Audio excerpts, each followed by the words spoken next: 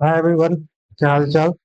स्वागत है आपका रियल नंबर वास्तविक संख्या ये कौन सा लेक्चर है?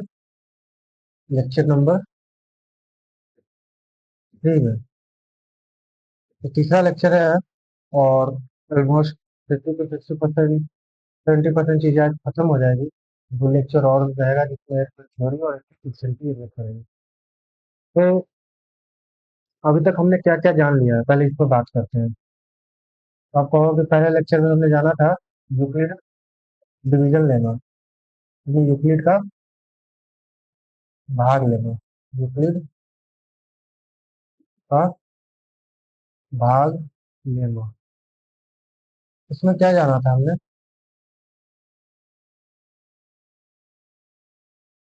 इसमें हमने क्या जाना था कि दो कोई भी पूर्णांक ए और बी हो, तो उसमें ए बड़ा हो बी से, तो ए बराबर बी की प्लस आर लिख सकते हैं। कोई भी दो धनात्मक पूर्णांकों में ऐसे लिख सकते हैं। हमने ये जाना था। हमने ये भी जाना था कि आर का जो वैल्यू है वो 0 से बराबर या 0 के बराबर और बी से छोटा होगा। हमने ये चीजें जानी थी, ये क्लियर भी थी और इसका क्वेश्चन भी मैंने करवाया था। अच्छा खासा क्वेश्चन कराया था। देखूंगा अगर आगे क्वेश्चन होगा तो मैं करवाऊंगा। फिर हमने दो चीजें एचसीएफ और एलसीएम जानी थी, और दोनों को किस मेथड से जाना था। एक तो यूक्लिड के भाग लेमा से हमने एचसीएफ भी जाना था, और फैक्टराइजेशन मेथड से भी हमने एचसीएफ और एलसीएम निकालना था। फैक्टराइजेशन मेथड यानी गुणनखंड। गुणनखंड जनरली इसको प्राइम फैक्टराइजेशन बोलते हैं। प्राइम फैक्टराइजेशन में लिख देता हूँ, यानी अभाज्य गुणनखंड। अभाज्य गुणनखंड के विधि से हमने क्या निकाला था? एचसीएफ और एलसीएम निकाला था। अगर आपको याद हो तो मैंने बोला था कि जब आप अभाज्य गुणनखंड कर ले, जिसके रूप में एचसीएफ निकालना हो, तो जो कॉमन फैक्टर है उसका मिनिमम पावर लेना है, तो एचसीएफ निकल जाएगा। मैक्सिमम लेना है, एलसीएम निकल जाएगा। और एलसीएम में जो कॉमन नहीं रहता उसको भी लिया जाता है। मैंने आपको शायद बताया था। तो अगर मैं 12 और 15 का एचसीएफ और एलसीएम निकालूं, अगर आपको बस रिवाइज करने के लिए मैं बस दिखा दे रहा हूँ कि आपको जो चीजें है वो रिवाइज हो जाए। तो 12 का अभाज्य गुणनखंड क्या होगा? आपको होगा कि 2 से लगाइएगा 6 होगा, फिर 2 से लगाइएगा 3 होगा। सिमिलरली 15 का क्या होगा? आपको होगा कि 3 से लगाइएगा 5 होगा, और तो नहीं कुछ रहेगा। तो 12 को हम लिख सकते हैं 2 इंटू 3, या फिर 2 का स्क्वायर इंटू 3, तो पावर 1 भी लिख सकते हैं। और 15 को लिख सकते हो आप, यहाँ पर मैं लिख देता हूँ 3 गुने 5, 3 का पावर 5। मैंने बोला था कि अगर एचसीएफ आपको लिखना हो 12 और 15 का, अब देख रहे हो कि जो कॉमन फैक्टर है, जो लोएस्ट वैल्यू है, यहाँ तो 3 ही का है और दोनों में एक एक है पावर 3 का, तो लोएस्ट जो पावर है वो 3 ही है। एचसीएफ तो 3 ही है। एलसीएम में मैंने बोला था जो नॉन कॉमन पार्ट है उसको भी लेना है, तो इधर 2 का स्क्वायर है 4, फिर 3 है और 5 है, तो हो जाएगा कितना? 60। और 12 और 15 का एलसीएम भी 60 होता है। मैंने सिंपल भाषा में बताया भी था। एलसीएम वो होता है, वो छोटा सा छोटा गुणन होता है जो 12 और 15 द्वारा दोनों के द्वारा विभाजित हो जाए। 12 और 15 के दोनों द्वारा विभाजित हो जाए उसको हम एलसीएम बोलते हैं। और वो बड़ा से बड़ा कॉमन फैक्टर 12 और 15 दोनों को विभाजित कर दे उसको हम एचसीएफ बोलते हैं। ये सारी चीजें मैंने बात की थी पिछले लेक्चर में। प्राइम फैक्टराइजेशन मैंने यहाँ करके दिखाया है, तो मन है तो कर सकते हैं। शायद यहीं तक बात हुई थी हमारी। तो आगे हम लोग कुछ क्वेश्चन पे चलते हैं। इसमें है कि अब जो पीछे हमने पढ़ा है उसी की और क्वेश्चन के मदद से हम क्या करेंगे कि निम्नलिखित को अभाज्य गुणनखंड के गुणनफल के रूप में लिखे, यानी अभाज्य गुणनखंड के रूप में लिखना है आपको। पहला जो है वो है 4320। कैसे आप अभाज्य गुणनफल करते हो? उससे आप पहले क्वेश्चन को क्या करो कि पॉज कर लो वीडियो को और पढ़ लो, आसान होगा काम आगे करने। तो 2 से लगाओगे, 2 दूनी 4, 3 है, 2 एकम 3, और 2 कम 2, ठीक, एक बचेगा, 2 छक 12, जीरो। फिर 2 से लगाएंगे, 1, 0, 8, 0। फिर 2 से लगाएंगे 5 4 फिर 2 से लगाएंगे 2 7 अभी भी 2 से जाएगा, कितना हो जाएगा 1 3 5। अब 3 से लगना शुरू होगा, 3 चौक 12 और एक 3, फिर 3 से 15 और 3 से नहीं करेंगे तो 5 है। यहाँ जगह नहीं है, मैं यहाँ 5 लिख देता हूँ। तो 4320 को हम क्या लिख सकते हैं, अभाज्य गुणनखंड के गुणनफल के रूप में लिखना है तो हमें इसको गुणनफल के रूप में लिखना है। 2 गुने 2 गुने 2 कितने 2 है 5, फिर 3 है और एक 5 है। आप इसको पावर के रूप में भी लिख सकते हो कि 2 का पावर 5 इंटू 3 का पावर 3 इंटू 5। क्लियर है, ये हो गया पहला। अब दूसरा आप कर लेना खुद से, मैं तीसरा कर देता हूँ क्योंकि छोटा है इसमें जगह की कमी है इसकी वजह से, और कोई बात नहीं है। कर लेना दूसरा, 156 का मैं कर देता हूँ। तो 2 से करोगे तो 2 7 14, 2 8 16, फिर 2 से होगा 13 आए, फिर 3 से होगा 13। देख रहे हो कि 156 को आप देख सकते हो 2 इंटू 3 इंटू और फिर फॉर्म में लिखना चाहो तो 2 का पावर 2 3 ये एक एक लिख भी सकते हो नहीं लिख सकते हो। तो ये हुआ हमारा पूरा अभाज्य गुणनखंड के गुणनफल को उसमें हम कैसे लिखते हैं उसके बारे में बात, इसलिए क्लास में बात होती है तो कोई रॉकेट साइंस है नहीं, आप कर सकते हो आसानी से, तो ये होमवर्क के रूप में कर लेना। आगे चलते हैं। ये कह रहा है कि दो 23,750 में 5 की अधिकतम घात ज्ञात कीजिए, यानी 5 का कितना पावर होगा मैक्सिमम वो ज्ञात करना है। आपको उसके लिए क्या करना पड़ेगा, ओके, इसका अभाज्य गुणनखंड करना पड़ेगा। ये दिखेगा नहीं कलर, ये दिखेगा, ये भी नहीं दिख रहा। काम करते हैं, इसी से लिखते हैं। 23,750 है, इसका आप क्या करो अभाज्य गुणनखंड करो। अब 2 से लगाओगे, 2 कम 2 2 8 16 2 7 16 8, 3 से कटेगा 8 2 10 अच्छा, 7 10 12 और 3 से नहीं जाएगा, मैंने 2 से सही लगाया। 2 कम 2 2 कम 2 2 8 16 2 से कटेगा, ठीक है, तो 5 पे जाएगा। 5 5 से 15 5 से 35 और 5 से 25, फिर 5 से जाएगा, 5 को 20 5 से 35 5 25, फिर 5 से जाएगा, 5 से 40 सॉरी 40 में नहीं, 9 से जाएगा ना भाई, तो 5 9 45 और 5 25, फिर 5 से जाएगा 13, तो बस यही होगा, सॉरी क्या बनेगा 13 नहीं होगा, 19 होगा, 19 होगा। तो आप देख रहे हो कि 23,750 को आप लिख सकते हो 2 गुने 5 गुने 5 गुने 19, तो 2 गुने 5 का पावर 4 गुने 19, ये आप लिख सकते हो। तो मैक्सिमम क्या अधिकतम घात पूछा था 5 का, आंसर जो हो जाएगा वो क्या हो जाएगा 4। 5 का अधिकतम घात कितना है तो 4 है, तो 4। आई होप क्लियर होगा ये क्वेश्चन भी। अब ये है आसान क्वेश्चन कि अभाज्य गुणनखंड की विधि से एचसीएफ और एलसीएम निकाले। मैं एक निकाल देता हूँ, एक आपके लिए है, ठीक है, तो मैं ये आपको पिछड़ा भी दे देता हूँ और ये मैं निकाल लेता हूँ। तो फर्स्ट क्या है, 6 72 और 120 का क्या करना है, अभाज्य गुणनखंड विधि से एचसीएफ और एलसीएम निकालना है।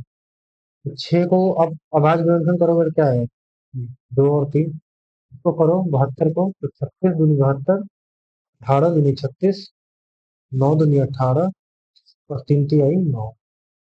120 को करो तो 60, 30 दूनी 60, 15 दूनी 30 और 3 5 15। अब देख रहे हो कि 6 के बराबर आ गया 2 गुने 3, 72 के बराबर आ गया, मैं डायरेक्ट पावर में लिख दूं 2 का पावर 3 इंटू 3 का पावर 2, 120 को मैं लिख दे रहा हूँ 2 के पावर 3 और 3 गुने 5। एचसीएफ के लिए मैंने क्या बताया? एचसीएफ के लिए बताया है कि जो मिनिमम कॉमन फैक्टर में जो मिनिमम पावर हो, कॉमन फैक्टर यहाँ दो है, तो दो का मिनिमम पावर क्या है? यहाँ तीन है, यहाँ तीन है और एक है। एक मिनिमम पावर है तो मिनिमम पावर आएगा दो। और कोई कॉमन है? तीन कॉमन है। तीन में भी आप देख रहे होगे ये एक है और ये एक है। मिनिमम पावर एक ही है कॉमन में, तो तीन। पांच तो कॉमन है नहीं, क्योंकि एचसीएफ होगा उसका छह होगा। एलसीएम क्या होगा? अगर कॉमन है तो मैक्सिमम पावर, और कॉमन नहीं है तो वो भी लिया ले जाएगा। तो दो में मैक्सिमम पावर कितना कॉमन है? दो का पावर तीन, तीन में तीन का पावर दो, और जो नॉन कॉमन है वो भी पांच। फिर आठ हो जाएगा, नौ हो गया तो पांच हो गया। कितना हो गया? 72 25, पाँच में गया, सात में 35 है, 36, 360। ये आपका हो गया एलसीएम। ठीक है। मैंने बताया था आपका, याद हो तो मैंने फैक्टर से भी बताया था कि एचसीएफ और एलसीएम फैक्टर से भी बहुत आसानी से निकाल सकते हैं। इसे मैं दोहरा देता हूँ, एचसीएफ क्या होता है? मासा। इसको हिंदी में क्या बोलते हैं? मासा बोलते हैं, महत्तम समापवर्तक। और उसको लघुत्तम समापवर्त्य बोलते हैं। लिख देता हूँ, लघुत्तम समापवर्त्य। पवर्त्य।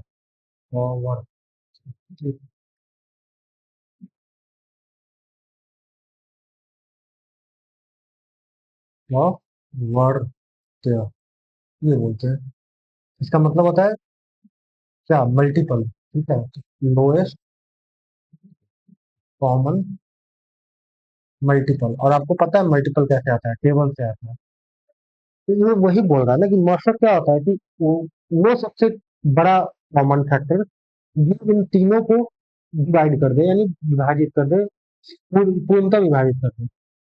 और एलसीएम क्या है कि सबसे छोटा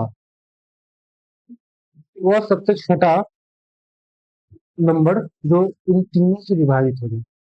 ठीक है। आई होप क्लियर हो गया होगा। 12 15 23 का एक्स्ट्रा भी मैं कर लेंगे। अब ये क्वेश्चन है, बहुत अच्छा क्वेश्चन है। मुझे लगता है कि बोर्ड में आने की प्रोबेबिलिटी रहती है, इसलिए मैं बस इसको लेकर आ गया हूँ। ऐसा कोई बहुत तो क्वेश्चन नहीं है, बट हाँ, ये करना है तो करना तो है। बोर्ड का तो कुछ जाएगा ही नहीं। ठीक है। तो क्या बोल रहा है ये?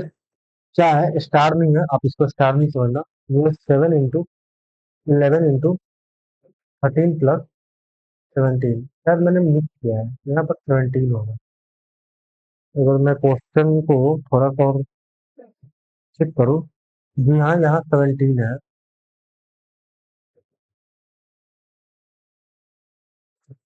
तो ये है क्वेश्चन कि 17 × 11 × 13 + 17 एक भाज्य संख्या है।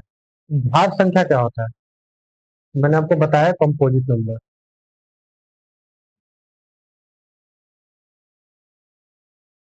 अगर आपको याद हो तो प्राइम नंबर क्या होता है कि जिसके सिर्फ दो फैक्टर होते थे, मैक्सिमम दो फैक्टर होते थे, सिर्फ एक तो वन और एक तो एन। लेकिन कंपोजिट नंबर में होता है कि जिसपे एक से ज्यादा गुणनफल हो। ठीक है। एक से ज्यादा गुणनफल हो, गुणज हो, इसको हम बोलते हैं गुणज। बोलना सही है नहीं, शायद गुणनफल नहीं होगा। तो कंपोजिट नंबर की मोर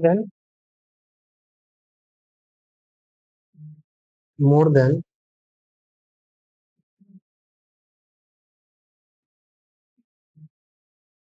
टू फैक्टर। ये मोर देन टू फैक्टर, जिसके पास दो एक से ज्यादा फैक्टर हो, उसको हम क्या बोलते हैं? भाज्य संख्या बोलते हैं। लेकिन ये तो गारंटी है कि एक और खुद के अलावा किसी और से विभाजित हो जाए तो भाज्य संख्या हो जाएगा, कंपोजिट नंबर है। ये हमको प्रूफ करना है कि कंपोजिट नंबर है। कर लीजिए प्रूफ। तो हम क्या करेंगे? हम इस संख्या को ए मान लेते हैं। ए बराबर हम कर लेते हैं 17 × 11 × 13 + 17। तो आप देख रहे हो कि सब में से 17 कॉमन है रहेगा, 17 कॉमन लिया। यहाँ से क्या बच रहा है? आप देखोगे तो क्या बच रहा है? 11 × 13 बच रहा है। आप कहो कि हाँ बच रहा है, तो बस 11 × 13, और यहाँ से एक बच रहा है। अब देख रहे हो कि 17 तो इसको क्या लिख सकते हैं?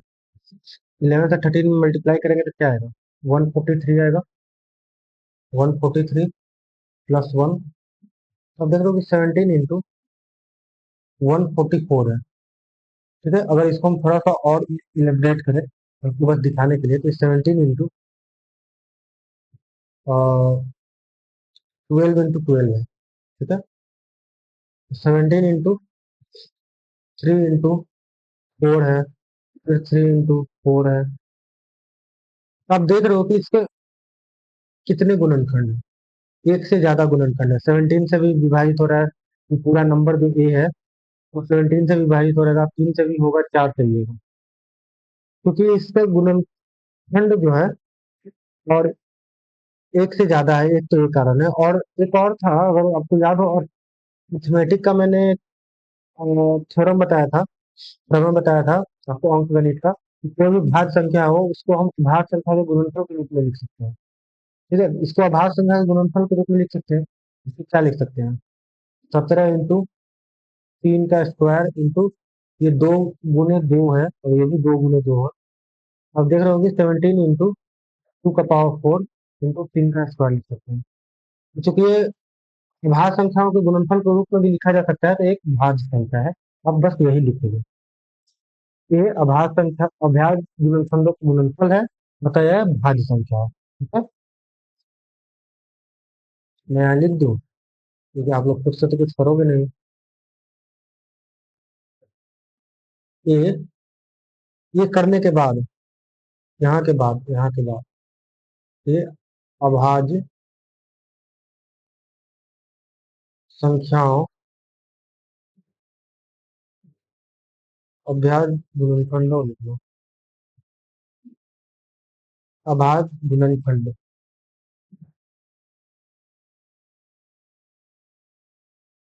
अभाज्य गुणनखंड का गुणनफल है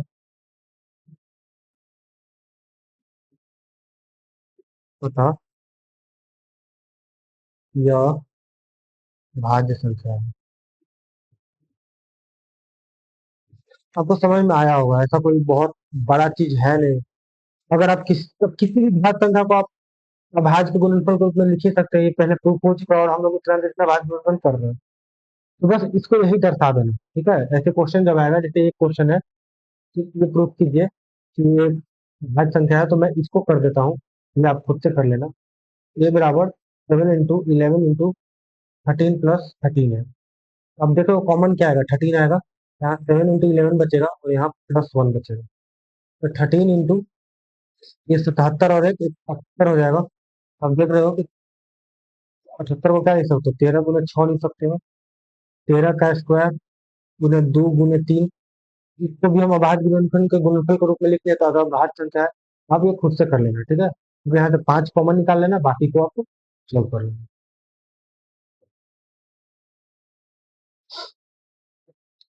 अब एक बात सुनना है, बहुत जरूरी बात है। क्यों जरूरी बात है? कि ये अक्सर हो सकता है क्वेश्चन में ना आए। आपका मैं नहीं बोल रहा हूँ कि शायद क्वेश्चन में आ जाएगा, बहुत कम चांस है। बिहार बोर्ड के क्वेश्चन के लिए तो मैं बोल रहा हूँ कि चांस ही नहीं आएगा। तो सीखना जरूरी है। एनसीईआरटी का क्वेश्चन है ये, क्वेश्चन एनसीईआरटी का है, तो बेसिक क्वेश्चन है, पर सीखना क्यों जरूरी है मैं ये बता रहा हूँ। इससे रिलेटेड थोड़ा सा एक थ्योरी ले लेते हैं हम, उसके बाद समझाऊंगा तो ज्यादा सही से समझ में आएगा। तो यहाँ पर कुछ ज्ञान ले लेते हैं, अपने जो ज्ञान का सागर है दिमाग, उसको थोड़ा सा भर लेते हैं। तो कुछ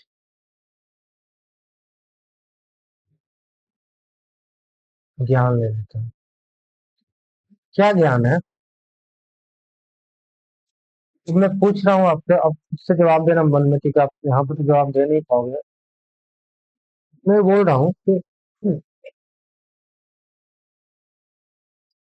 किसी भी संख्या का इकाई अंक प्लस 0 कब होगा? किसी भी संख्या का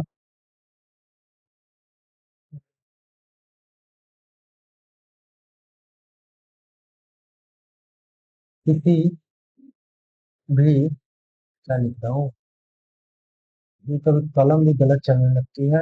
कोई बात नहीं, सीख रहा है, सब लोग सीख रहा है, मैं भी सीख रहा हूँ। किसी भी,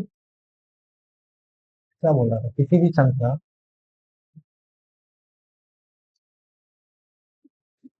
का इकाई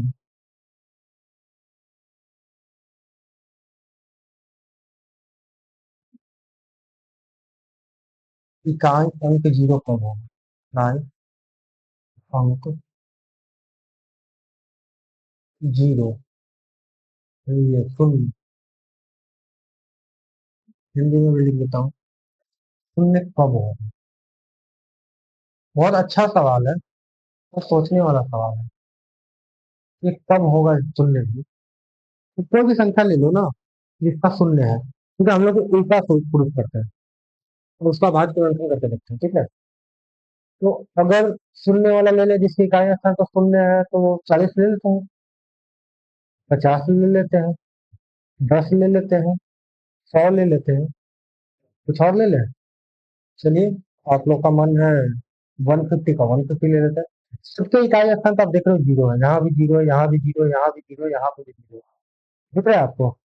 ये देखो, ये जीरो है, फिर ये जीरो है, ये जीरो, ये जीरो, ये जीरो। बस इसका अभाज्य गुणनफल करके देखते हैं। चलिए इसका कीजिए। अब देख रहे हो कि 20, फिर 10 और 5। इसका कीजिए, 2, 25, 5। ये तो 2 और 5 ही आएगा। इसका कितना आने वाला है? 50, फिर 25, फिर 5। इसका कीजिए, 75, 25, 5। थोड़ा सा नोटिस कीजिए कि क्या कॉमन आ रहा है इसमें। एचसीएफ एलसीएम के उधार को मत नोटिस कीजिएगा, मैं बोल रहा हूँ, इस बात को समझिए। एचसीएफ एलसीएम के आधार पर नोटिस मत कीजिएगा। एचसीएफ एलसीएम के आधार पर नोटिस कीजिएगा, कुछ फायदा नहीं मिलने वाला। बस अब थोड़ा सा देखो कि कॉमन क्या है। सबसे छोटा संख्या से शुरू करो, सबसे छोटा सा शुरू करो। यहाँ पे आप देख रहे हो कि इसमें भी 2 है, यहाँ भी 2 है, और 5 है। इसमें भी 2 और 5 तो है, मिनिमम 2 और 5 है। एक से ज्यादा है उससे मतलब नहीं, 2 और 5 तो है। 2 और 5 यहाँ भी है, 2 और 5 यहाँ भी है, और 2 और 5 यहाँ भी है। तो आप देख रहे हो कि सब में 2 और 5 है। एक से ज्यादा है उससे मतलब नहीं है, 2 और 5 तो है, कम से कम एक 2 और एक 5 तो है। कल से कुछ तो खुला होगा दिमाग। तो अगर इकाई अंक जीरो चाहिए, तो हमको कम से कम 2 और 5 तो चाहिए गुणनखंड में। भाज्य गुणनखंड में 2 और 5 के बिना तो कुछ काम नहीं होगा। समझ में आ रहा है कि नहीं समझ में आ रहा है? समझ में आना चाहिए। अगर आप ये बोल रहे हो कि एक पावर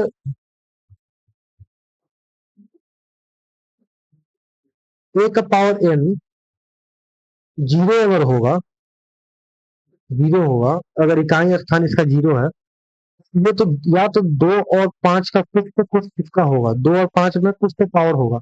बाकी भी कुछ हो सकता है, पर 2 और 5 का तो पावर होगा कुछ। समझ में आ रहा है कि नहीं समझ में आ रहा है? यानी 2 और 5 का रहना जरूरी है, तभी जाकर इकाइयों के जीरो हो सकता है। कुछ भी कर लो, बिना इसके किए नहीं हो सकता। जैसे मैं एक आपको एग्जांपल देता हूँ, ठीक है। इससे बहुत चीज निकाल सकते हो। अंक लास्ट में 5 कब आएगा? भाई 2 को हटा दो तो 5 आएगा। ठीक है, दो अगर सब में से 2 से डिवाइड कर दो ना, आप 2 हटा दो, यहाँ 75 आ रहा है। यहाँ 2 को हटा दो, 5 आएगा। यहाँ 2 को हटा दो, 25 आएगा। यहाँ 2 को हटा दो, 5 आएगा। यहाँ 2 को हटा दो, 25 आएगा।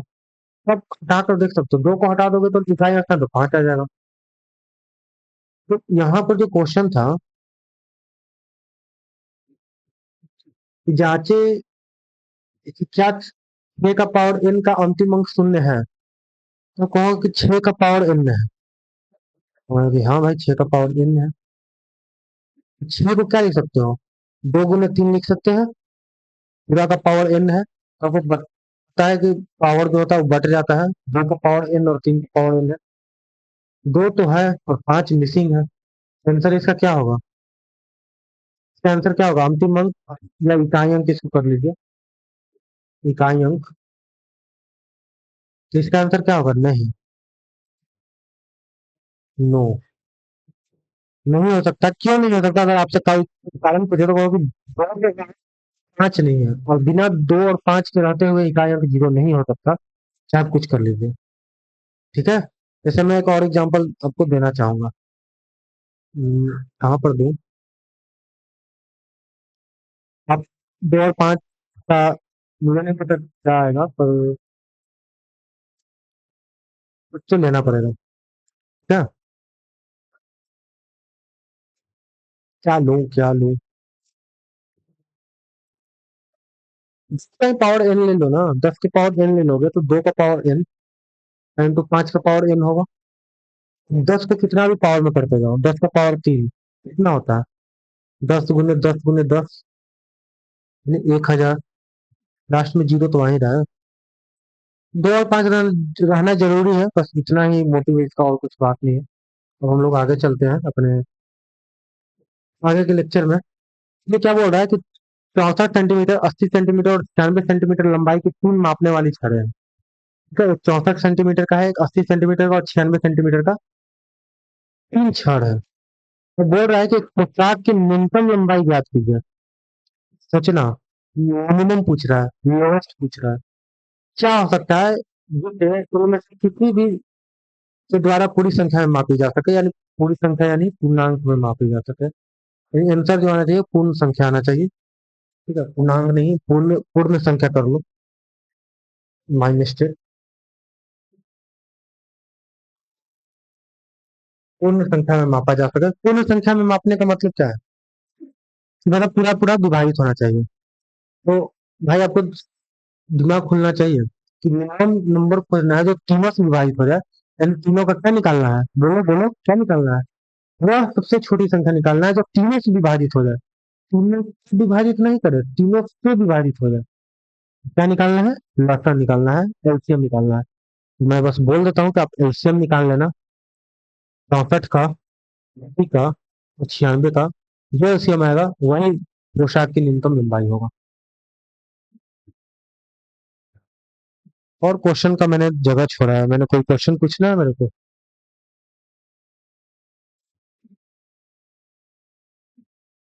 अभी तो नहीं लग रहा है कोई क्वेश्चन पूछना है मेरे को। तो हम लोग आगे चलते हैं। बहुत अच्छा कॉन्सेप्ट है, परमेय संख्या और अपरमेय संख्या।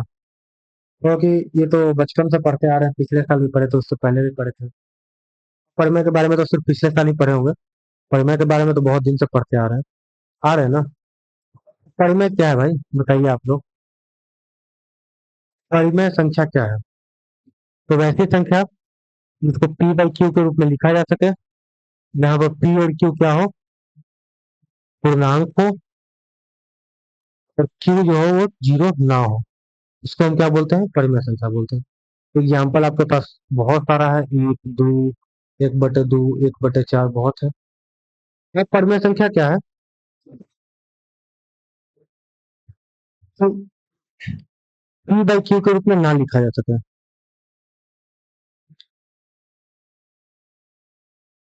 पी बाई क्यू के रूप में नहीं लिखा जा सके।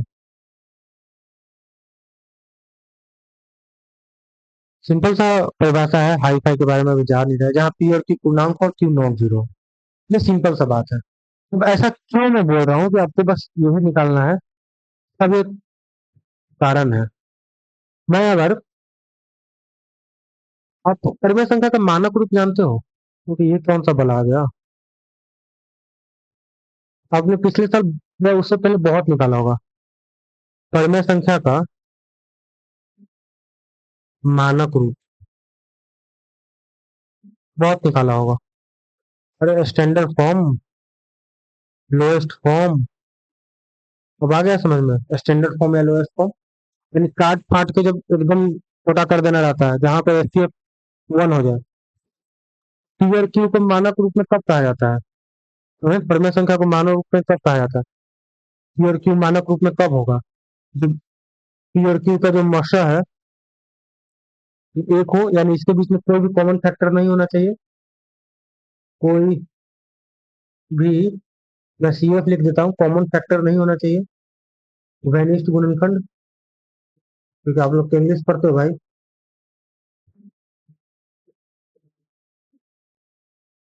और हिंदी पढ़ते हो मैंने तो भी उभयनिष्ठ गुणनखंड नहीं होना चाहिए। ठीक है, अब क्यू तो नॉट इक्वल जीरो होगा ही, इसमें तो कोई बात है ही नहीं कि क्यू जीरो होना चाहिए, क्यू जीरो नहीं हो।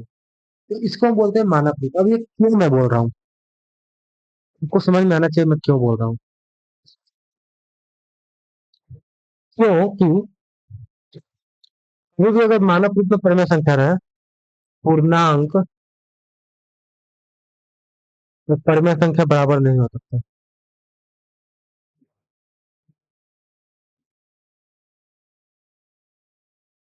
ओ भाई, एक मिनट बाबू, थोड़ा तो और नीचे लिखना पड़ेगा। पूर्णांक और परिमेय संख्या बराबर नहीं हो सकता, तो मानक रूप में रहे परिमेय संख्या तो ऐसा क्यों बोल सकते हो। हमेशा नहीं होगा, पर मानक रूप में अगर रहेगा परिमेय संख्या स्टैंडर्ड फॉर्म में रहेगा तो बराबर नहीं होगा पूर्णांक और परिमेय संख्या। पूर्णांक कैसे लिखते हो, -2, -4, -1, 2, 10, 20, ये पूर्णांक है। लेकिन परिमेय संख्या का मानक रूप तो हमेशा भिन्न में रहेगा ना, 1/2, 3/4, 7/5, बीच में कोई कॉमन नहीं आना चाहिए। अब ऐसे कर रहे हो 10/2, तो फिर बीच में कॉमन है 5 आएगा कट के, तो ये मानक रूप नहीं है। 10/2 5 है मानक रूप।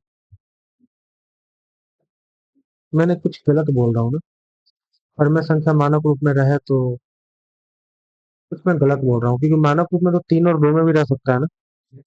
गलत है, सॉरी, सॉरी सॉरी, ये कॉन्सेप्ट गलत है, माय बैड।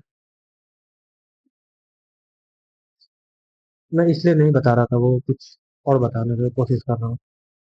चलिए कोई बात नहीं, ये गलतियां होती रहती हैं।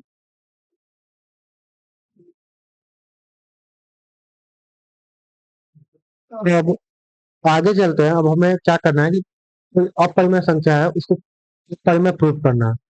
मतलब अभी तक पता है कि अपरिमेय है, बट आगे अगर हमको प्रूफ करना है कि वो अपरिमेय है, ठीक है, उससे पहले एक थ्योरम है, उस थ्योरम को हम जान लेते हैं, उसके बाद हम लोग आगे बढ़ेंगे। तो थ्योरम का कथन क्या कहता है,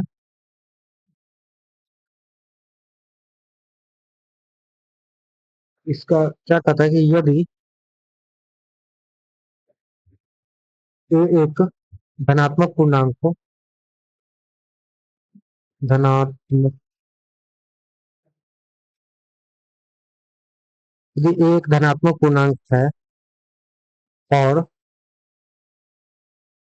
पी एक अभाज्य संख्या है, पी एक अभाज्य संख्या है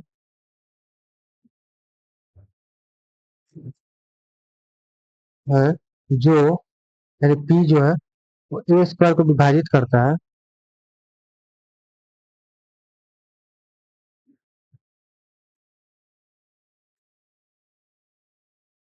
तो वह ए को भी विभाजित करेगा।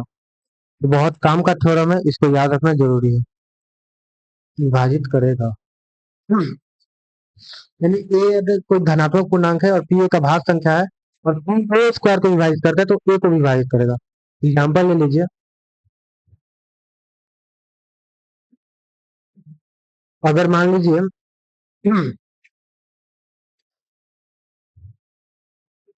इसका स्क्वायर लिया जाए, 196 ले लिया जाए, 196 जो है वो 7 से विभाजित होता है। अगर आप देखो, ये अगर मैं ए ले लूँ, ए बराबर, ए स्क्वायर बराबर 196 और पी बराबर मैं ले लेता हूँ 7। अब देख रहे हो कि विभाजित कर रहा है, तो ये क्या होगा, इसका स्क्वायर रूट होगा यानी 14। तो ये पी बराबर 7, तो ये देख रहे हो कि आप 7, 14 को भी 7 विभाजित करता है। अगर 196 को कर रहा है तो 14 को भी करता है। तो ध्यान देने वाला बात है कि अगर ए स्क्वायर विभाजित करता है तो ए को भी करता है। इसका प्रूफ है, प्रूफ है, पर प्रूफ मैं सोच रहा हूँ कि आज ना बताऊं, आज हम लोग क्वेश्चन कर ले प्रूफ वाला, उसके बाद मैं इसका प्रूफ आपको कल दे दूंगा। ठीक है, इसमें कोई बहुत बड़ा बात नहीं है। तो ये क्वेश्चन है कि साबित करना है कि रूट 5 एक अपरिमेय संख्या है। और मैं ये बोल रहा हूँ 100% क्वेश्चन ये आता है, 100% क्वेश्चन बोर्ड एग्जाम में आता है। रूट टू का पूछ सकता है, रूट थ्री का पूछ सकता है, रूट फाइव का पूछ सकता है, कुछ भी पूछ सकता है। इसका दो मेथड होते हैं। कंट्राडिक्शन से होता है, विरोधाभास से, यानी जो हम पहले मानेंगे दूसरा, और अगर उसका गलत आ गया तो अपने से प्रूफ हो गया। हम मान के चले थे कि भाई दूध है, हमने प्रूफ किया कि नहीं, ये दूध है, ये नहीं है, तो क्या प्रूफ होगा कि पानी होगा। तो मतलब जो तरह से रहे, जो समझ में आए। तो एग्जाम्पल बहुत खराब था मेरा। साबित करना है कि रूट फाइव एक परिमेय अपरिमेय संख्या है, तो सबसे पहले हम क्या करते हैं ना कि लिखते हैं कि क्योंकि है तो नहीं, पर लिखना पड़ता है कि यदि संभव हो, इफ इट्स पॉसिबल, यदि संभव हो तो माना कि रूट फाइव जो है एक परिमेय संख्या है।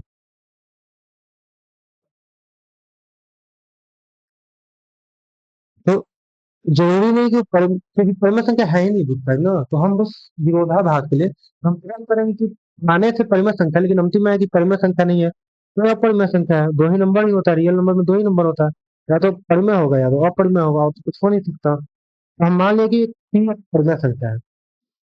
हाँ, रूट फाइव क्या है, परिमेय संख्या है।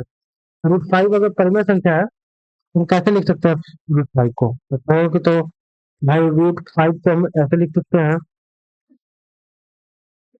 कि रूट फाइव बराबर टू बाई क्यू हो, यहाँ पर पी और क्यू क्या हो, पूर्णांक है, और Q not equal to zero हो। हम ये मान सकते हैं कि रूट फाइव जो है वो पी बाई क्यू के रूप में है। ठीक है, सही बात है। और यदि पी और क्यू में कोई घनिष्ठ गुणनखंड हो तो हम उसको विभाजित कर सकते हैं। क्या करना है आपको, आप क्या कीजिए कि क्रॉस मल्टीप्लाई कर लीजिए। क्रॉस मल्टीप्लाई करिएगा तो रूट फाइव क्यू आ जाएगा, क्यू आ जाएगा। फिर दोनों को क्या कर लीजिए, स्क्वायर कर लीजिए। तो आप देख रहे हो कि फाइव क्यू स्क्वायर बराबर पी स्क्वायर आ गया। ठीक है, अब देख रहे हो कि एक और काम कीजिए, यहीं पर आप मान लीजिए कि पी और क्यू में कोई बेनिस्ट गुणनखंड नहीं है। ठीक है, पी और क्यू में,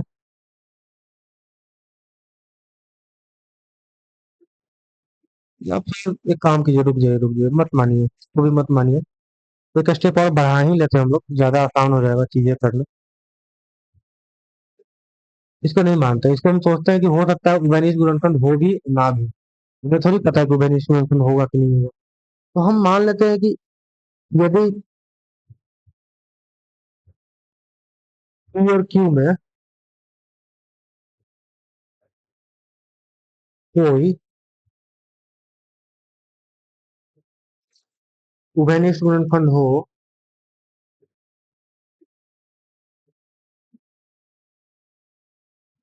उभयनिष्ठ गुणनखंड हो,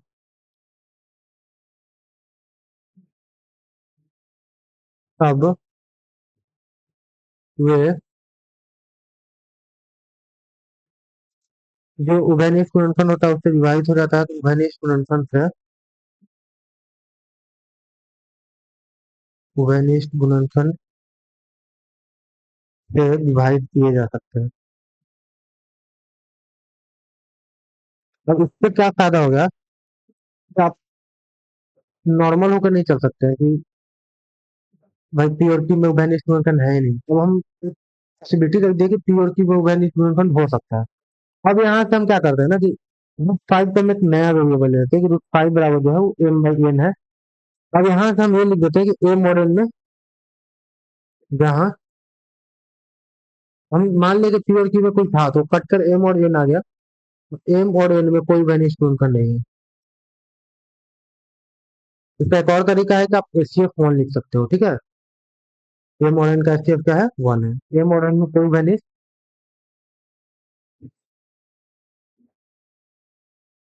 गुणनखंड नहीं है।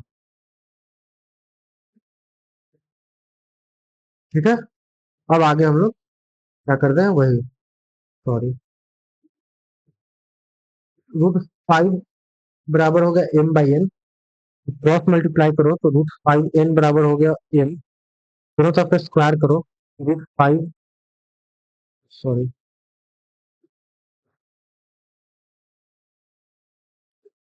√5n का स्क्वायर जो है एम स्क्वायर हो जाएगा, 5n² बराबर एम स्क्वायर।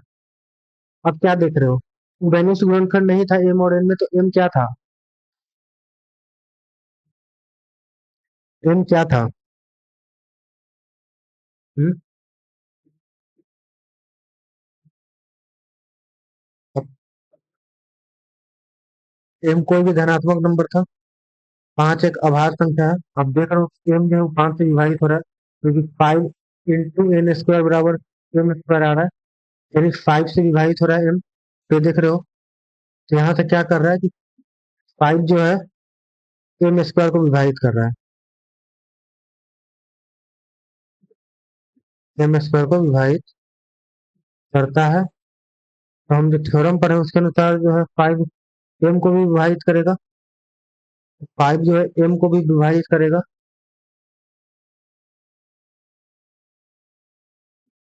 अगर 5 एम को विभाजित करेगा तो हम एम को 5 के मल्टीपल में लिख सकते हैं। तो हम यहाँ से फिर मान लिया, माना कि एम बराबर क्या हो गया, 5k, ठीक है, एम बराबर क्या हो गया, 5k।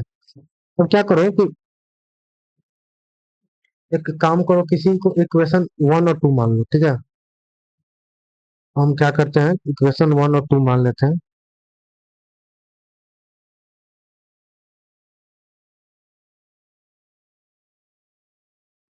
इसको मान लीजिए 1, इसको मान लीजिए 2, ठीक है। तो अगर 5k मान लिया, क्योंकि एम 5 का मल्टीपल है, तो ये मान लिया। तो अब आप देख रहे हो कि इक्वेशन 2 से क्या हो रहा है कि 5n² जो है वो एम स्क्वायर था, एम स्क्वायर को हम क्या लिख सकते हैं, मैं यहाँ एम स्क्वायर लिख देता हूँ, उससे बात करता हूँ। 5n², एम की जगह पर हमने 5k माना है, तो 5k का स्क्वायर, 5n² बराबर 25k²। आप यहाँ देख रहे हो कि n² जो है वो 5k² है। फिर से देख रहे हो कि जो 5 है वो क्या कर रहा है, m को विभाजित कर रहा है। 5 जो है n² विभाजित करता है,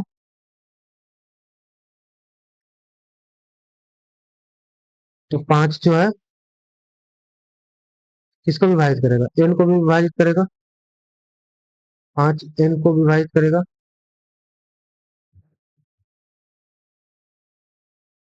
और इसको इक्वेशन क्या कर लीजिए, या फिर इसी को मान लीजिए, इसको दूसरा माने थे ना, हाँ जी, इसको दूसरा माने थे, ये तीसरा स्टेटमेंट मान लीजिए। और ये तीसरा, सॉरी, ये चौथा स्टेटमेंट मान लीजिए। अब 3 और 4 से देख रहे हैं कि जो एम और एन के बीच में पांच पांच जो है, आप देख रहे हो, 5 एम को भी विभाजित कर रहा है और 5 एन को भी विभाजित कर रहा है। एन और एन में हम अब देख रहे हैं कि उभयनिष्ठ गुणनखंड 5 है, लेकिन हमने तो माना था कि एम और एन में उभयनिष्ठ गुणनखंड है ही नहीं एक के अलावा, तो हमारा गलत हो गया। तो गलत होने से क्या हो गया, हम माना था कि परिमेय संख्या दो, अब परिमेय संख्या हो गया बस। तो 3 और 4 से निष्कर्ष निकलता है, निष्कर्ष निकलता है एम और एन का उभयनिष्ठ गुणनखंड 5 है,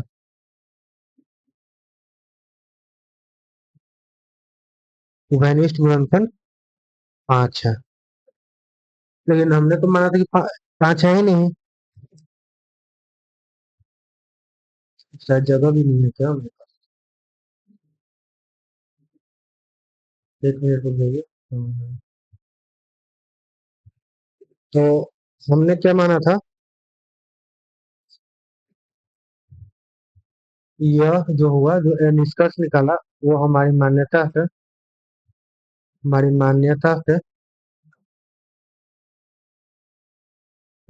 के एम और एन